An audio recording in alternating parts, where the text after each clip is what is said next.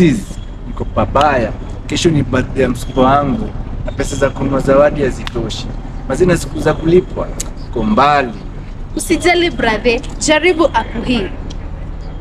Unahitaji nambari yako ya simu na nambari ya kitambulisho. Inafanyika kwa dakika chache.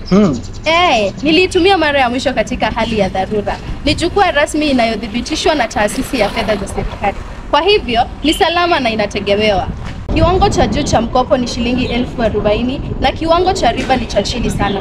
Bora kuliko app hizi zingine ndogo. Kweli? Acha nijaribu. Nimetuma ombi na limeidhinishwa mara moja. Ni rahisi sana. Na pesa imeingia mara moja.